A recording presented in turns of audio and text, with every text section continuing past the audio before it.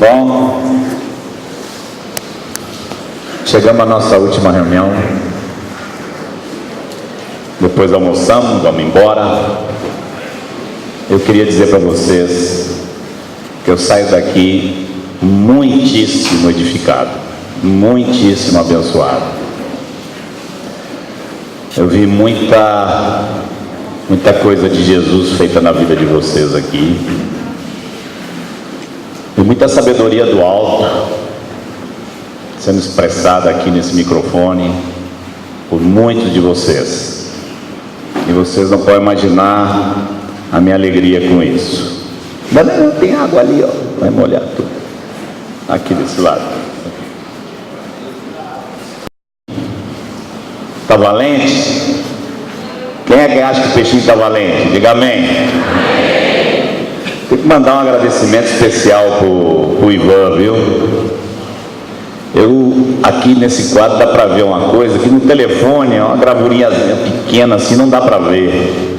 Hoje eu fui observar, alguém me falou, eu não tinha observado, hoje eu fui observar, cada detalhe aí está muito interessante. Olha o zoião dos caras, olha esse peixe azul, olhando as coisas que se veem, procurando pelo seu próprio conhecimento, sua própria sabedoria, saber para onde vão, se guiando a si mesmos, sozinhos, no meio de um mar imenso, procurando achar para onde vão. Olha nós lá, olhinho fechado, procurando olhar as coisas que não se veem, orando, até isso o bichinho está fazendo lá, está orando. Rapaz, gostei desse peixinho. Fala pro Ivan lá que eu não vou mais pregar lá em Salvador sem pedir uma gravura para ele, viu?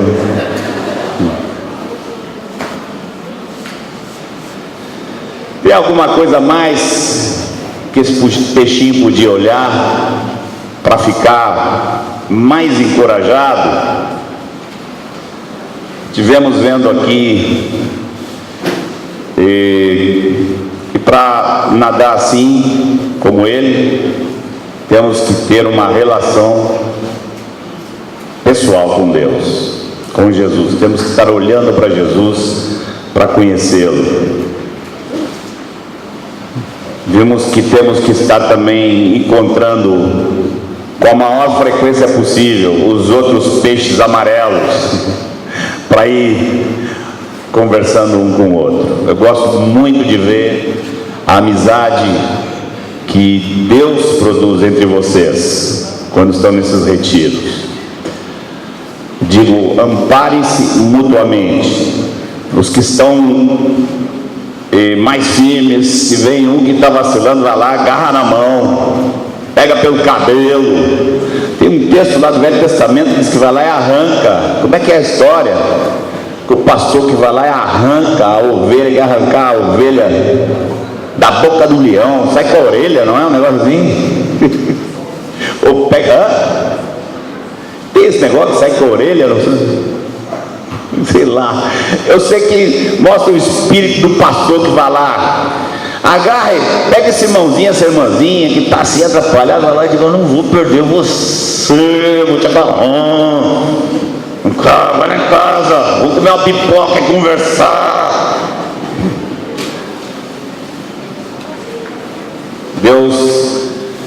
Jesus disse, um negócio espetacular para Deus é se vos amardes uns aos outros. Levem as cargas uns dos outros, sejam amigos, perdoem, suportem, chorem uns pelos outros. Amós 3,12, como é que está escrito? Assim diz o Senhor: como o pastor livra da boca do leão as duas pernas ou um pedacinho da orelha.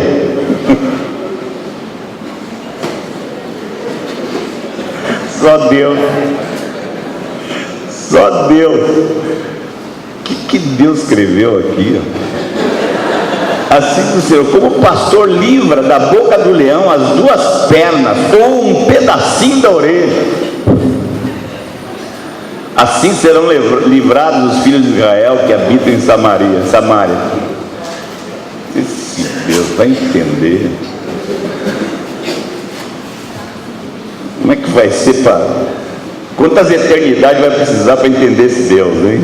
Não sei. Ontem nós estamos vendo que esse peixe aí tem que estar com a cabeça diferente da dos outros. Os outros estão tudo programados com o conselho dos ímpios. Ele reprograma a cabeça dele com o conselho de Deus.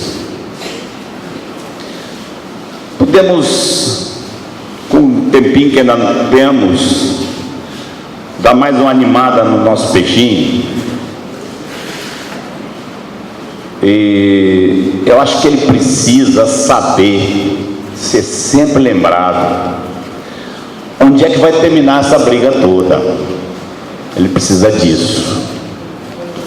Ele precisa colocar os olhos dele lá na frente,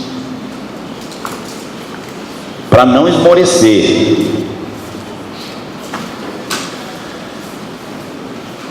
Jesus, o primeiro peixe desse cardume, precisou disso. Precisou. Nós ainda temos reunião de igreja na casa para encontrar os outros peixes amarelos. Mas como a irmãzinha veio ler aqui Isaías 53, naquele momento Jesus não tinha nem a quem recorrer, ninguém, único, sozinho, diante dos céus, da terra, do inferno, das hostes angelicais, dos demônios, e sem o motor da vida dele, que era o Pai. Nem o Pai ele tinha. Foi importante terminar aqui essas leituras com a leitura de Isaías 53, porque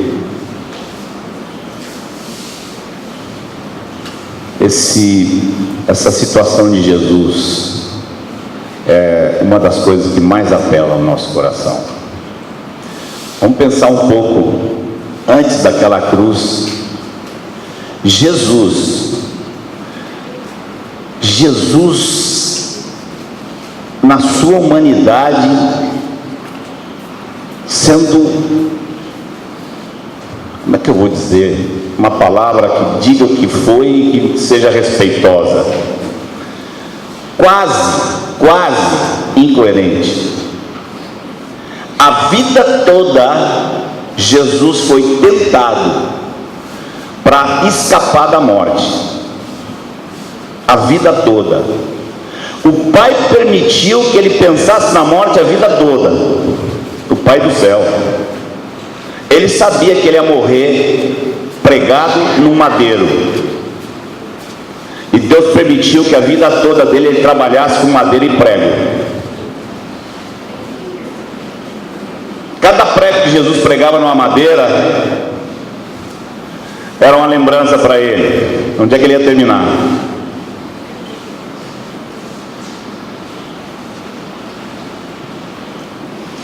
Quando o tentador chegou, o diabo, eu tenho lá minhas convicções, o diabo não queria a princípio matar Jesus.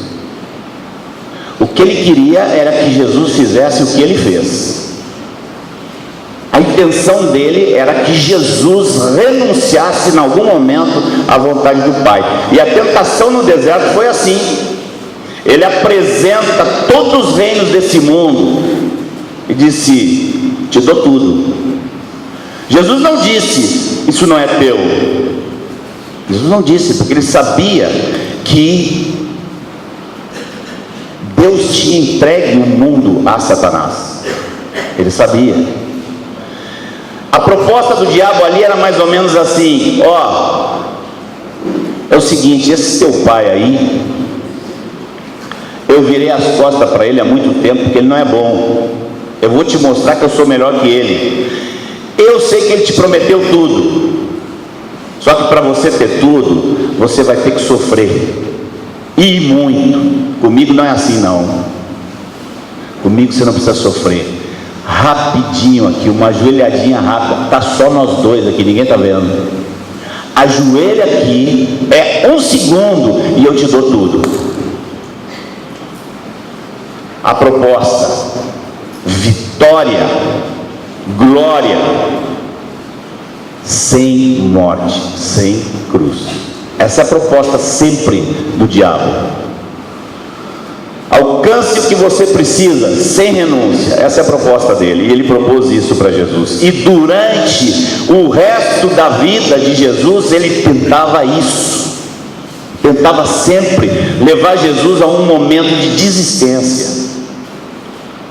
Chegou um momento que ele apelou para um amigo, um dos amigos mais íntimos de Jesus.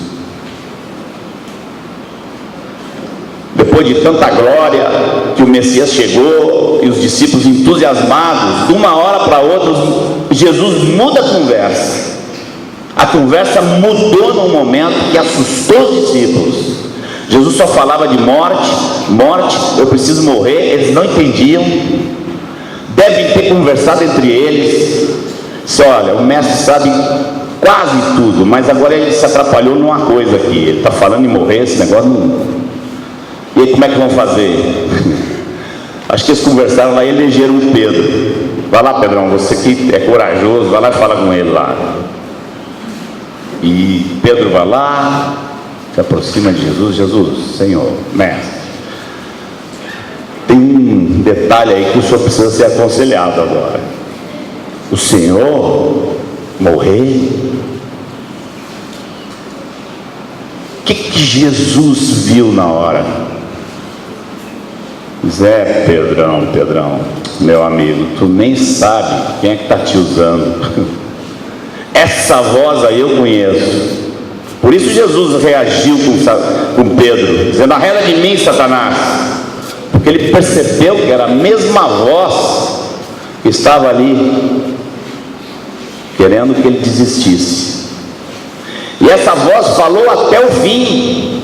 Alguém citou aqui, quando os gregos procuraram a Jesus, veio Filipe e disse: Senhor, os gregos te procuram. O que os gregos queriam? Com certeza aqueles gregos tinham ouvido falar de Jesus. Na Judéia tem um homem que está virando a filosofia de perna pro ar. As multidões estão atrás dele e, incrível, aquele povo doido está querendo matar ele. Levamos ele para a Grécia, em 1 mês ele é rei. Eles foram para livrar Jesus da morte. Como nós sabemos disso? Porque termina Filipe de dizer: os gregos te procuram. Jesus disse: Filipe, se o grão de trigo cair em terra, não morrer, ele fica só. Eu já vim, já renunciei, já me esvaziei, já caí em terra. Agora eu tenho que ir até o fim. Mas se morrer, ele produz muito fruto. Mas chega um momento que esse homem, determinado, sabia para que tinha vindo, resistiu, de repente a cabeça dele vira, e ele, desesperado, vai lá no Monte das Oliveiras.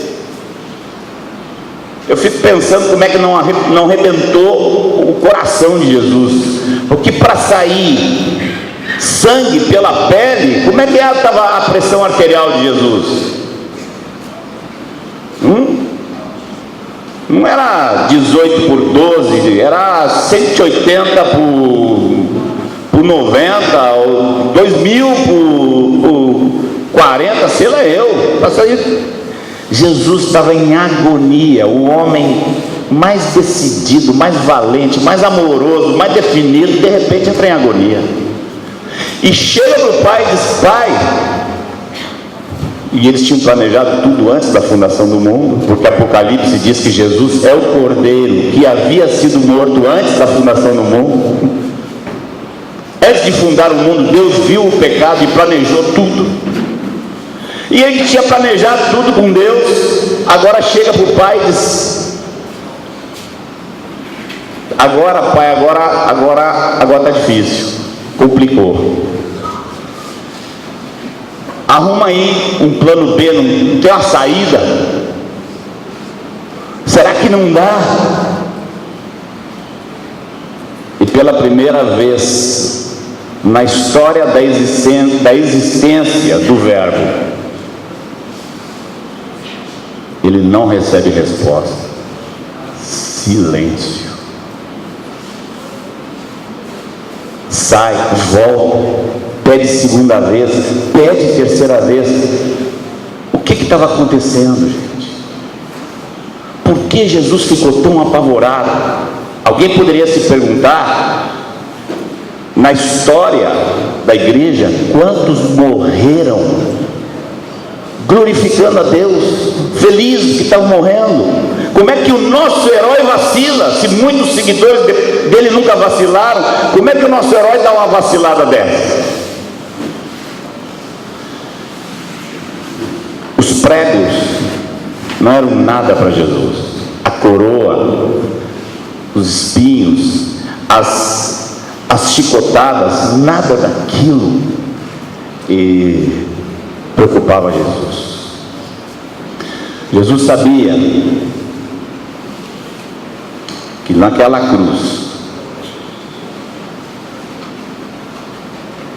ele ia ser feito pecado. Ele não só pagou o nosso pecado. Para pagar os nossos pecados, ele tinha que ter os nossos pecados. E aquele que não conheceu, não é que não cometeu, não conheceu, ele não sabia o que era a experiência de pecado. Aquele que não conheceu o pecado, Deus o fez pecado. E por isso Deus o abandonou na cruz.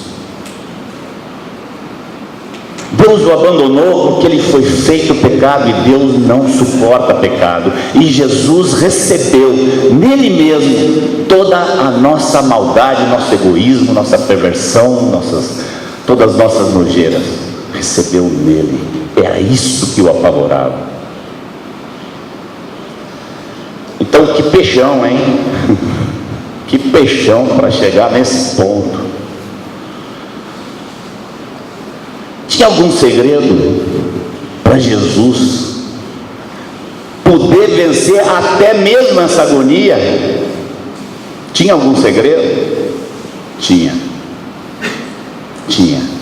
Jesus não era masoquista e não propõe uma família de masoquistas. Jesus só fala em morte porque ele quer vida. Jesus só fala em renúncia porque ele quer que você renuncie à nojeira para poder receber o que é real. Não é renunciar para renunciar, morrer para morrer, perder para perder, sofrer para sofrer. Jesus não é assim. Jesus não foi ali como masoquista. Bom, no fim da conta, o bom mesmo é sofrer. O que diz as Escrituras? Em troca da alegria que lhe estava proposta, suportou a cruz. Ele tinha algo que ele tinha planejado junto com o Pai antes da fundação do mundo, que ele sabia, e foi em troca disso que ele aguentou. E ele sabe que nós também, para aguentar, precisamos ter alguma coisa lá na frente. Eu aguento em troca de. Qual era a alegria que estava proposta para Jesus? Eu penso que a alegria que estava proposta para Jesus era dupla. Duas coisas Jesus sabia que iam ser uma alegria grandíssima e eterna. Primeiro, o Pai sempre desejou um homem que o amasse e o obedecesse completamente. Sempre desejou. Você vê na Bíblia Deus procurando esse homem. Encontra um tal de Moisés lá. Gostou do Moisés. Elogiou Moisés. Você sabe qual é o elogio que Deus deu para Moisés? O homem mais manso da face da terra. Da pessoa, Deus te dá um apelido assim? No entanto, o homem mais manso da face da terra que Deus encontrou para alegrar o coração dele, não pôde entrar em Canaã por causa de um ataque de raiva. Teve um ataque de raiva lá, não vai dar para você entrar em Canaã. Tem um homem que Deus se animou mais ainda. Tinha um tal de Abraão lá antes. Esse é amigo de Deus. Um amigo de Deus depois mente, diz que a mulher dele é irmã, entrega a mulher dele para o outro lá, com medo de morrer. Dá para satisfazer o coração santo de Deus com essa raça ruim? Aí ele encontra um lá e diz, aí ele diz um negócio mais forte de todos: encontrei um homem segundo o meu coração. Quem era o homem? Davi. E a cacaca que Davi faz depois? E Deus tem que ficar se contentando com esses homens. Gente como você e eu. Tá bem, tá mal, tá bem, tá mal, tá bem, tá mal. Tá espiritual, tá carnal, tá espiritual, tá carnal. E Deus... Vocês viram quando Jesus se submete ao ministério de João Batista e mostra toda a humildade dele? O que o Pai faz? Séculos e séculos o Pai esperando. Daí não aguentou, levantou do trono e gritou: ei, pessoal, esse é meu filho amado, nele eu me alegro, achei um homem. E Jesus queria dar para o Pai um homem que o amasse e fosse obediente a ele até o fim, até a morte, até o preço mais alto que fizesse. Jesus queria chegar diante do Pai, e não era para receber aquele trono, não. A coisa principal para Jesus era dizer, chegar diante do Pai e dizer: está aqui, Pai, o homem, o filho que tu tanto queria. Te obedeci até a morte, e morte de cruz. Isso fez ele aguentar. Mas não era só isso, porque o Pai não queria um filho, o Pai queria uma imensa família. E o livro de Hebreus mostra o Espírito de Cristo diante do Pai, dizendo: eis-me aqui eu e os filhos que Deus me deu. Pai, te obedeci até o fim, e olha só a turma que eu estou trazendo para ti aqui. Olha só o tamanho desse povo que eu estou trazendo para ti.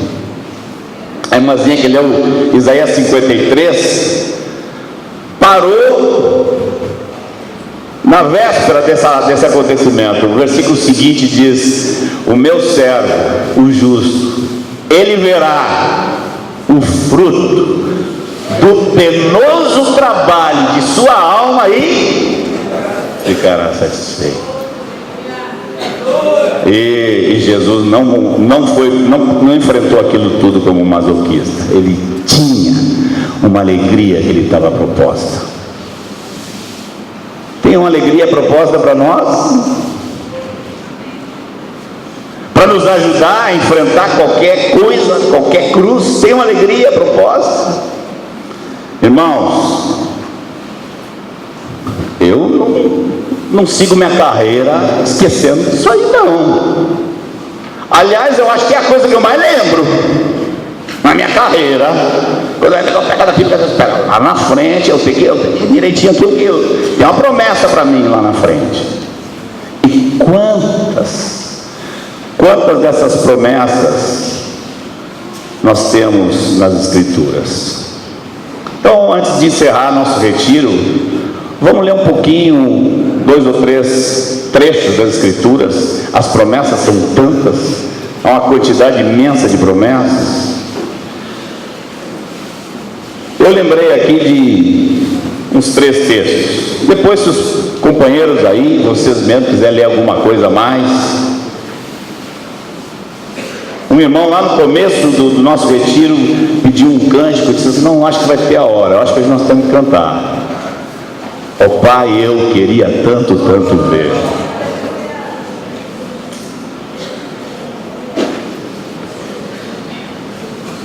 Vamos logo lá para o finzão, quando o negócio está todo feito já e a coisa está uma maravilha. Vamos para Apocalipse 21.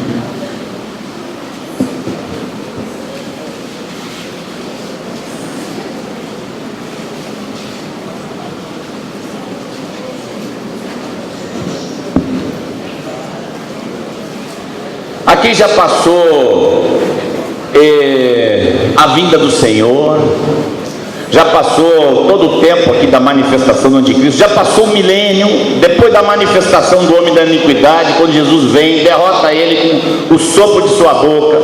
Jesus inaugura um período de 1000 anos de paz na terra. Nós reinamos com Cristo na terra. No fim ainda sai uma guerra, ainda se levanta um povo para guerrear contra Deus. Nós não vamos falar disso aqui agora, não é nosso assunto. Mas no fim de tudo, Deus acaba com tudo, termina com essa terra, termina com esse universo deixa de existir. E Deus cria um outro universo. Capítulo 21. Vi novo céu e nova terra, pois o primeiro céu e a primeira terra passaram, e o mar já não existe. Vi também a cidade santa, a nova Jerusalém. Quem é a cidade santa? A igreja, a noiva do Cordeiro, que descia dos céus da parte de Deus, ataviada como noiva, adornada para seu esposo. Então ouvi grande voz vinda do trono dizendo: eis o tabernáculo de Deus com os homens, Deus habitará com eles. Eles serão povos de Deus, e Deus mesmo estará com eles. E lhes enxugará dos olhos toda lágrima, e a morte já não existirá.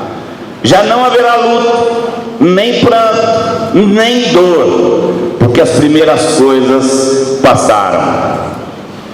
E aquele que está sentado no trono disse: eis que faço novas todas as coisas. E acrescentou: escreve, porque essas palavras são fiéis e verdadeiras. Escreve, porque alguns, com o conselho dos ímpios, vão pensar que essa palavra aqui é fantasia. Escreve, porque essas palavras são fiéis e verdadeiras. Disse-me ainda: tudo está feito. Eu sou o alfa e o ômega, o princípio e o fim. Eu, a quem tem sede, darei de graça das fontes da água da vida. O vencedor herdará estas coisas. Eu lhe serei Deus e ele me será filho.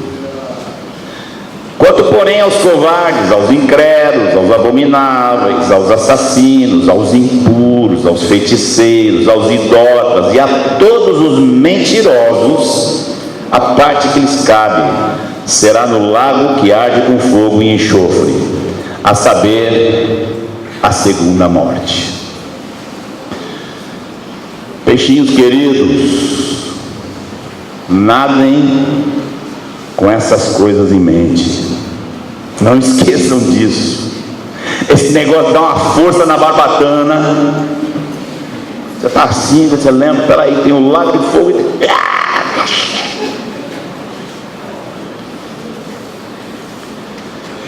Grandes são as suas promessas para o fim. Mas o que é o melhor do fim? É o novo céu e a nova terra, uma vida sem morte, sem luto. Um amado irmão chamado Richard Branham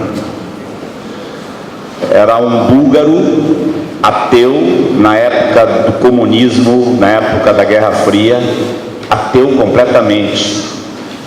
Ele se converteu a Cristo e se tornou pastor, e por pregar o evangelho na Bulgária, ele foi preso. Na prisão ele resistiu firme, mas a pressão foi tão grande que num determinado momento ele começou a se angustiar e ter dúvidas. E ele conta que ele sentia como que 1000 demônios entrando naquele lugar, querendo arrancar a fé dele. Sofrido, dolorido, ele tinha enfrentado muita coisa. Tu leu a história do Richard Branham, Cristo em Cadeias Comunistas? Eu recomendo. Um dia estavam esticando ele, pegaram, botaram corrente nos pés, nas mãos, assim, começaram a esticar ele com máquinas assim. Depois, quando deram uma pausa para saber se ele desistia, perguntaram para ele: e você desiste? Eu digo: não, mas nós vamos continuar. Ele disse: continue, porque vocês estão ajudando Deus. Como assim? Não, diz que eu tenho que ser do tamanho de Cristo, vocês estão me esticando, então eu vou ficar maior. E assim ele respondia. É incrível. Mas um dia ele ficou angustiado, e é muito tocante ver a oração que o Espírito de Deus deu para ele, que o libertou de todos aqueles demônios. Ele começa a falar com Jesus, quem era Jesus, e ele chega ao ponto de dizer: Jesus, se eu descobrir, se for um dia revelado, que tu não está no céu, que tu está no inferno, eu quero ir para o inferno. Eu não quero mais o céu, eu quero ir para o inferno, porque meu céu é você. E essa é a maior de todas as promessas. Eu queria ler para vocês 2 textos. Conversamos com alguns irmãos hoje antes do café da manhã. Queria ler para vocês 2 textos que vão nos mostrar mais um pouco, uma vez mais, qual é o coração de Jesus em relação a você. É necessário que você entenda que o amor de Deus por você não é apenas misericórdia e compaixão, é amor profundo de desejo. Ele quer você. Eu, atrapalhado assim, descobrir o desejo de Deus por nós é uma das coisas mais difíceis, porque nós temos dificuldade de gostar de nós mesmos. E nós não conseguimos imaginar um Deus perfeito, bom, justo, alto, querendo, desejando a gente assim como uma pérola. Essa foi, eu acho que a coisa mais difícil para Deus mostrar para mim. O dia que eu vi isso, eu pensei que eu ia deixar de existir, porque eu chorei tanto que eu pensei que eu ia me transformar em água, em lágrima. Acho que foi a experiência mais importante que eu tive com Deus. Foi o dia que Deus me abriu os olhos e disse: eu te quero. E mas eu não me quero. Disse: não, mas eu te quero. Eu queria que vocês abrissem em Mateus capítulo 26. Vamos ver algumas coisas, algumas nuances bem simples, mas que podem falar muito ao nosso coração. Antes de ler, eu quero contar uma história para vocês, uma história de família minha.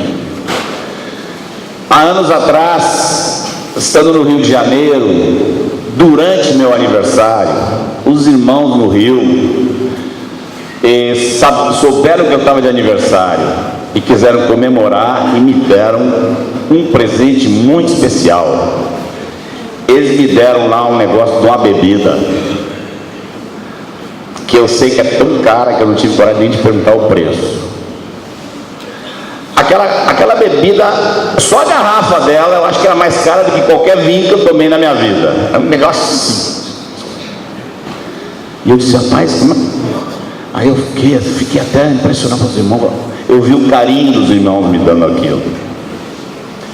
Aí eu cheguei em casa e disse, o que eu vou fazer com isso?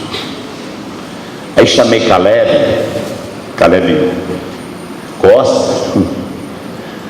Sabia que o Caleb ia querer tomar comigo? Caleb é meu filho do meio. Chamei Caleb estava há pouco tempo de casado. Eu disse, ó filho, tá vendo isso aqui? Uau, pai, que é isso? Filho, eu não vou abrir, eu vou guardar aqui. Nós vamos abrir o dia que tu me anunciar o neto ou a neta. Quando tu me anunciar, a gente abre. Ficou 5 anos guardada, cara, 5 anos. Agora no ano passado nasceu Rafael. Ô fofura! Que coisa tão humana, né? Um pai guardando um presente para desfrutar lá na frente com o filho, se ele der um neto. Será que Deus tem algumas coisas parecidas com isso? Será que Deus pode ser assim? Ou o dia que a gente abriu foi quase um ritual.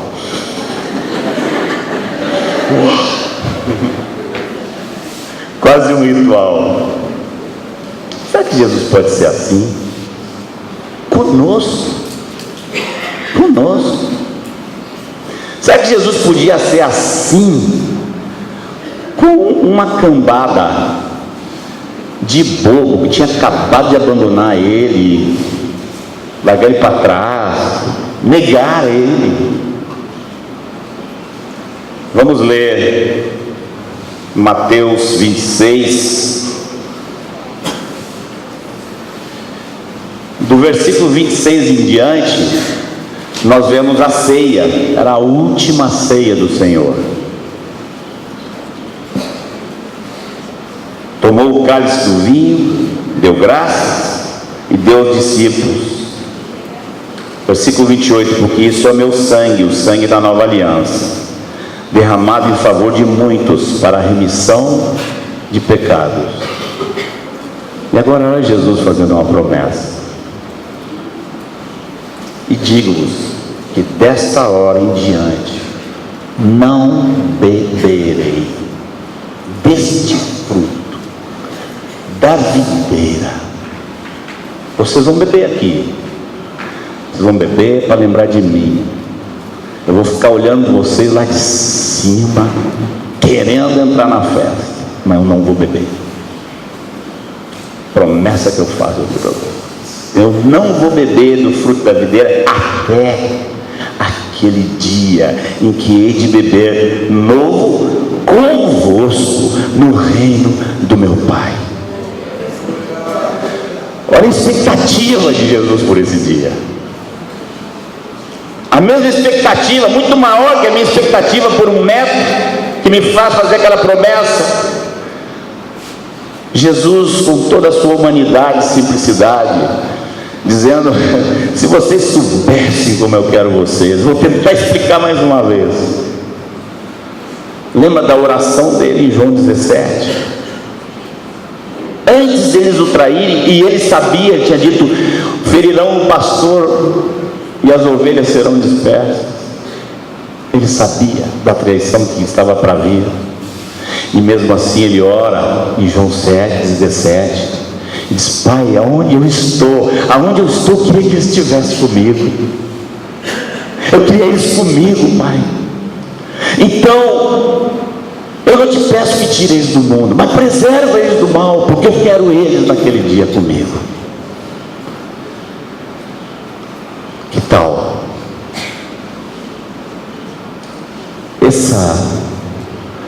Essa demonstração de afeto de Jesus por você não te ajuda nessa natação?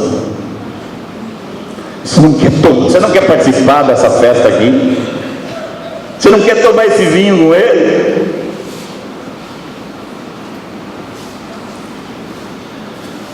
E por fim, queria ler mais um texto. Está lá em Apocalipse. Apocalipse.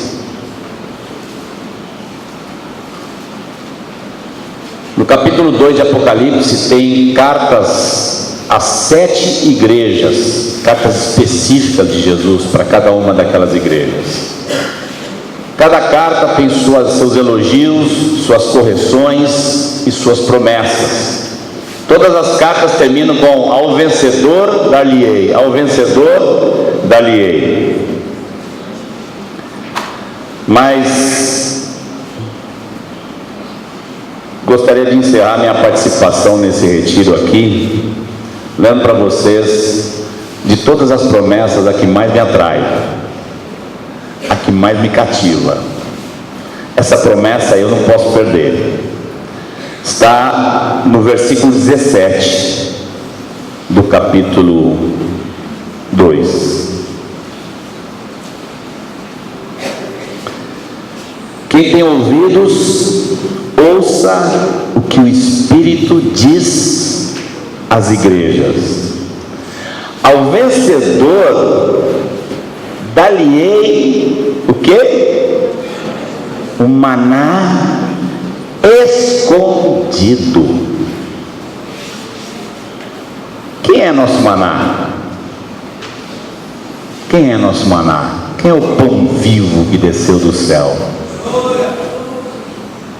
Quantas coisas ouvimos sobre ele, e cada uma delas é mais maravilhosa. Nós não sabemos o que falar quando queremos falar dele, tanta coisa, porque tem coisa escondida que ninguém sabe, que ninguém ouviu, que ninguém imagina. Paulo disse: eu dei uma olhada, me levou lá em cima, eu dei uma olhada assim, ó, e me proibiu de falar. Vi coisas que não é lícito falar. A palavra diz que nele, Cristo Jesus, estão escondidos todos os tesouros da sabedoria. Você sabe qual era meu sonho de menino? Tinha 10 anos. Eu queria ser astronauta, porque eu queria entrar numa nave, porque eu era encantado com o universo. Eu cresci, eu vi que no meu país não dava para ser astronauta. Entrei para a faculdade de física, porque eu queria ser astrônomo. Eu queria ser astrônomo, porque pensar nas galáxias me deixa assim, eu fico até hoje, só de pensar. Você vai ver as distâncias, a quantidade de estrelas, eu queria ser astrônomo, para andar lá com aquele negócio olhando o céu. Que maravilha, que coisa linda, que coisa tremenda. Eu queria encher minha cabeça da grandeza desse universo. Aí eu conheci Deus. Aí eu não queria mais estudar. Aí eu saí da faculdade, porque eu queria ter tempo para estudar a Bíblia, para ler a Bíblia, porque eu descobri que tinha o criador desse negócio, que era maior, que era mais bonito, que era mais grande, que era mais. E ele vem me dizer que tudo que foi revelado não é nada, é pouco. Tem um maná escondido de Cristo. O que é isso? Eu não sei o que é, irmãos, mas eu não vou perder esse trem, eu não perco esse negócio. Nem você, amém? Você não vai perder esse negócio. E ele não termina aí, porque nós somos uma família. Você vê Apocalipse, milhares de milhares de milhares. Você se imagina lá no meio daqueles milhares? Aí você se imagina no meio daqueles milhares. Eu me imagino assim, lá no meio de um povão, a uns 3.000 quilômetros do trono, assim, tentando assim. E Jesus vem e me diz assim: bem como lhe darei uma pedrinha branca, e sobre essa pedrinha escrito um nome novo. Um nome novo. Eu não vou me chamar, vocês lá vão me conhecer por Marcos. E Jesus, quando quiser me chamar, não vai falar Marcos, diz que é um nome novo, o qual ninguém conhece, exceto aquele que o recebe. Isso significa que por toda eternidade vai ter algo que é só ele e eu e ele. Ele com esse maná todo e eu. Como nós vamos ter muito tempo, por exemplo, 3 bilhões de anos, não sei como é que mede o tempo na eternidade, mas vou chamar de tempo eterno, sei lá eu, anos eternos, não sei como mede, se é que mede, mas vamos imaginar 3 bilhões de anos eternos. Quanto é que é isso, hein? A recém começou, ainda tem mais e outro mais, e é outra eternidade e não termina. Eu imagino assim que vai chegar uma hora que vai dizer assim: ó, turma, se divirtam aí, conversa aí, porque agora eu vou conversar com, aí vai falar meu nome. Aí nós vamos ficar mais ou menos uns 15 milhões de anos, só eu e ele conversando. Vai me explicar coisa, vai falar comigo, vai. E o resto lá. O quê? O que é que dá? Vocês vão ficar com problema comigo se ele me dá 15 milhões de anos? Ele vai dar 30 para cada um de vocês. É eu e ele. Esse ser perfeito que nós aprendemos a admirar, a amar, ele tem um desejo tão grande por cada um de nós, que ele promete: você lá vai ser especial para mim. Eu fiz você, salvei você para mim, e eu tenho uma relação eterna com você. Gente, vamos nadar, vamos deixar de lado esses zoiudos que estão aí com os olhos grandes, vamos ficar lá e vamos nadar. Quem quer nadar? Amém. Vamos cantar um cântico que fale desse dia. Vocês conhecem o cântico? Todos vocês conhecem? O Pai, eu queria tanto, tanto ver. Tem aí a letra? O cântico é meio antigo, às vezes alguns se esquecem. Como é que é a letra? Eu queria tanto, tanto ver o meu Senhor descer, vindo me encontrar. Eu posso até imaginar a refulgente glória do meu Senhor Jesus, que foi morto sim naquela cruz. Não, isso é a segunda parte, não? Bom, vocês sabem. Está procurando lá, né? Irmãos, vamos sentar. Vamos sentar. Tem mais promessa aqui. Não terminou. O Bergão, estou te promovendo, de Berguinha para Bergão. Irmãos, é rapidinho, é só uma experiência que eu passei um tempo atrás. E quando o Marcos falou do segundo ponto, do segundo texto, do irmão austríaco, acho que era austríaco lá, e depois no terceiro texto que ele falou de Jesus, da pedrinha, dessa relação pessoal, eu lembrei dessa experiência. Foi assim: eu tinha muita vontade de sonhar com a volta de Jesus, muita vontade, desde sempre. Com 8 anos de idade, eu já tive os primeiros contatos com a Bíblia e na igreja evangélica que fazia parte. Então, eu tinha muito desejo de ter um sonho com a volta de Jesus, muito desejo. E durante muito tempo eu vi várias pessoas relatando a mim essa experiência. E eu ficava no meu coração, não sei se pode chamar assim, né? Uma santa inveja, me permitam a expressão, um desejo muito grande que isso ocorresse comigo. Até que, poucos anos atrás, eu tive essa experiência. Eu sonhei com a volta de Jesus. Um sonho espetacular. Só tinha um detalhe neste sonho. que quando tudo ocorreu da volta de Jesus, eu olhava para um lado, não via ninguém que eu conhecia. Olhava para o outro, não via ninguém que eu conhecia. Então eu cheguei à conclusão, eu fiquei. E eu começava a chorar nesse sonho, um choro que eu nunca chorei na minha vida, um choro profundo, uma dor muito grande. Eu acordei chorando, muito, muito, muito. Mas o que me surpreendeu, amados, é que o meu choro em nada tinha a ver com o inferno, em nada tinha a ver com o ranger de dentes, em nada tinha a ver com essa eternidade de sofrimento. Só tinha a ver com o pensamento de nunca mais ver Jesus, de nunca mais poder olhar para Ele, para esse olhar tão doce que eu já conhecia, de nunca mais poder beijar os seus pés, de nunca mais poder ouvir a sua doce voz. Para mim, o pior inferno era a certeza de que eternamente eu não estaria mais com Ele. E aí aquela dor que eu acordei transformou-se em alegria dentro de mim, porque eu digo: Senhor, eu sei que eu não vou passar por isso, que eu te amo, que eu vou nadar até o fim, que eu vou chegar ao fim junto de você, que eu vou passar toda a eternidade contigo, te contemplando, e que a eternidade, como o Marcos falou, vai ser pouco tempo para aquilo que quero fazer, te contemplar todos os dias. Eu queria dividir essa experiência com os irmãos.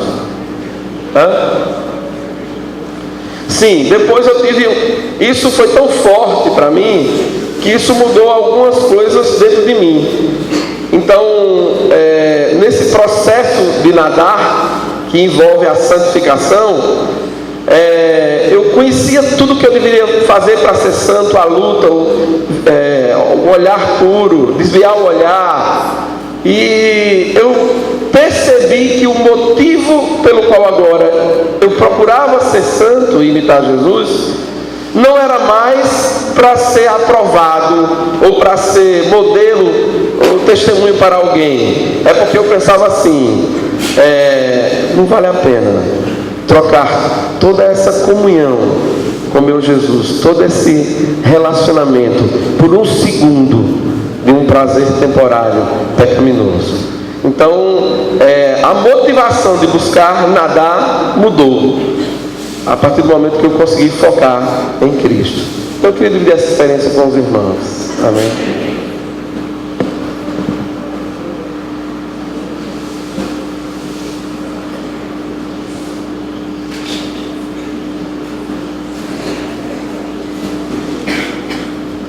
Vamos então cantar agora, né? Vamos ficar de pé, vamos cantar esse canto ao Senhor.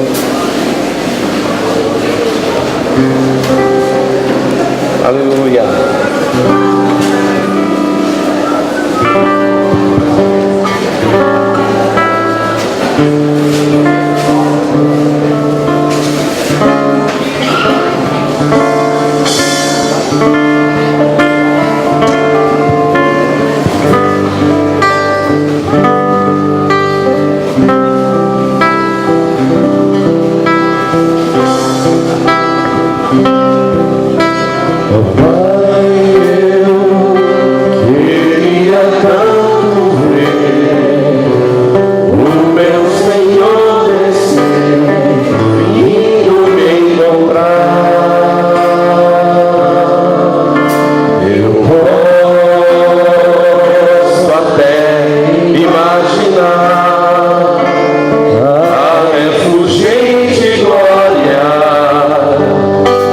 Senhor Jesus.